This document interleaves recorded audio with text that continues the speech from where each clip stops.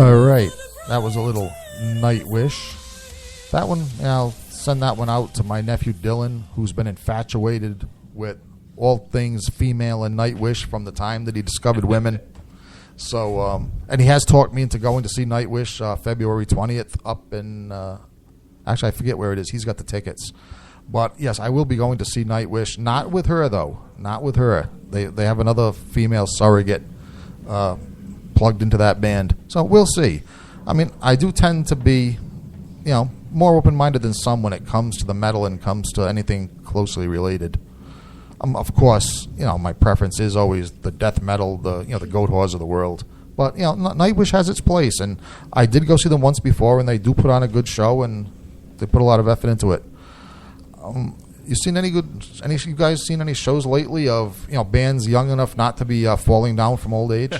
Nope. No. Matter of fact, our next band that we have planned to go see is Tool and Primus, and again, those guys have been around for a while. Old news.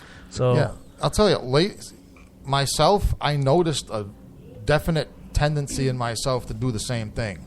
Like, if I just don't pay attention, I'll spend all my ticket money on bands containing members that are old enough to be my father. Yeah. I mean, it's a like, for example, a gravitational pull is pulling me toward Twin Rivers. The Guess Who and Grand Funk Railroad are coming to Twin Rivers. And I know, and I'll tell you, and kidding aside, the Guess Who especially, I mean, that's a band. Now, they're not one of these bands with one old guy and they just hire a bunch of session musicians and they're on tour. The Guess Who is an ongoing musical project. I think there's only one guy left from the 60s when they originated, but I think the vocalist has been with them maybe 20 years.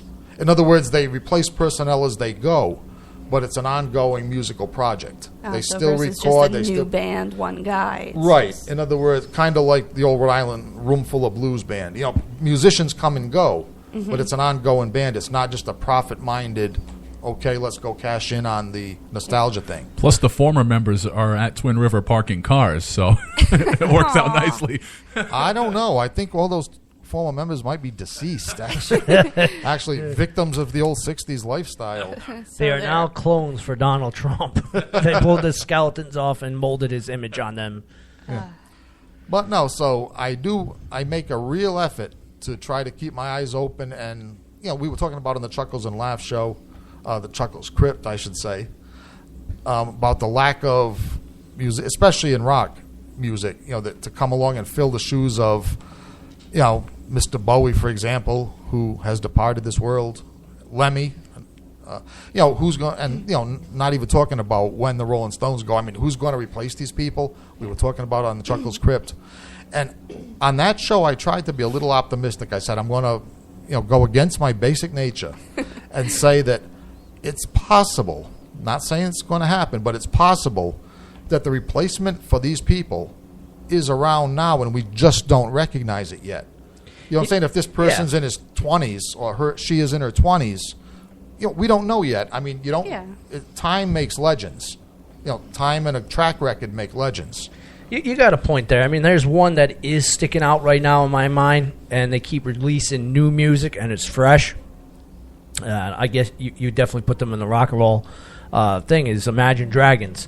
Yeah. Those guys, 2 years ago, 3 years ago, blew up, and they keep releasing album after album, and they're staying in your face. Right. And these are young rockers. So they have the potential for greatness. I've heard a couple of things. How, if you've been listening to more of them, how is the quality of the music? I'm saying, like, ongoing. How's the quality, the level of the music? I am impressed with instrumentally how talented these guys are.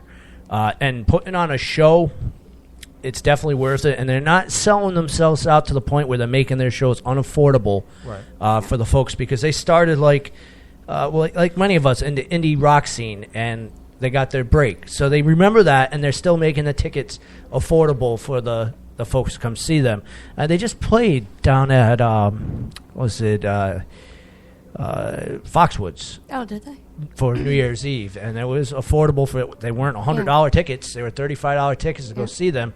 And if you get the chance, the drum solos alone that these guys do, they'll pull amazing. a 9-piece drum act where everybody's playing drums on here, and that's cool.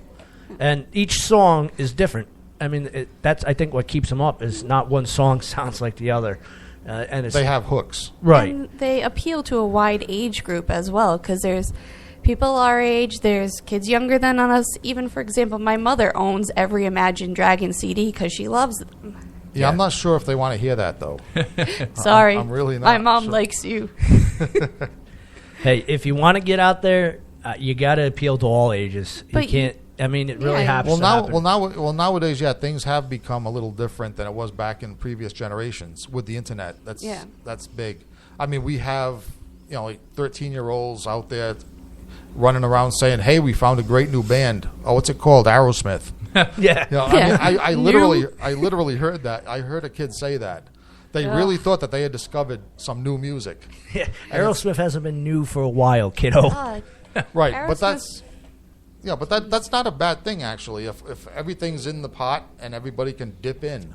Yeah. You know. Well, the same thing happened recently with Kanye West, where kids were like, "I don't know who this Paul McCartney guy is, but Kanye just gave him a break," and it's like, Oh, I know. That was a serious? tragedy, but at That's least then they hilarious. started listening to Paul McCartney and they got musically educated. Well, Paul McCartney, I hope will just laugh if he hears about that because he'll just sit on a pile of money and laugh. well, Sue them when they sing "Happy Birthday." I'll show you. You'll know who I am. now. hopefully a little trickle of memory will come back to him, to his aged mind, and he'll remember when his Beatles did the same humiliating thing to the previous generation of music. Exactly. Ooh, look, the Beatles, when they played, Beatles played a couple of Chuck Berry songs. Yep. Those are great Beatles songs. It's like, Yeah. so what goes around, as they say. But all right, I want to get some more music in here. Actually, let's listen to some. Not only is it new music, well, actually, see, this is awful. Time goes by because I remember when we premiered It was this a 2015 release, yeah. song. Yeah. Okay, it's still recent. Okay, New-ish. we can't. Yeah, we won't say new, but we will say recent. How we'll do that? The most interesting part of the track you're about to play, though, is this is a two-piece band, boyfriend and girlfriend. They broke up, but still are putting out music. That's commitment. That's awesome. Okay, and the name of the band is cool too. They were trying to decide what to call their band. Couldn't think of anything, so they said, "Let's find something that will never, ever be duplicated." And they literally went to a print dictionary and put their fingers on the first 3 words they came to at random, and they came up with Bedroom Rehab Corp. This is Basilosaurus here on the Haunted Cabaret on Rhode Island Free Radio.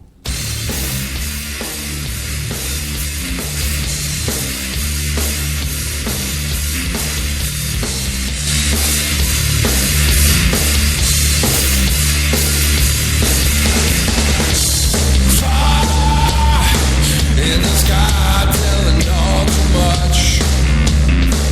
Another burned out flag, another broken crutch.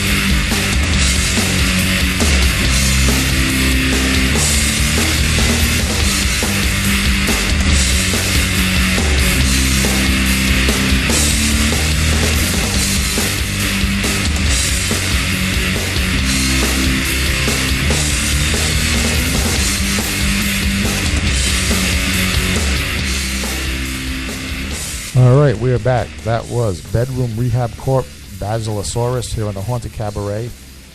Question: when is a band not a band? When it's a duo, or when is a duo not a duo? When it's a band?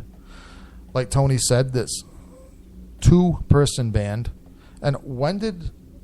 That's a good question. I thought of that.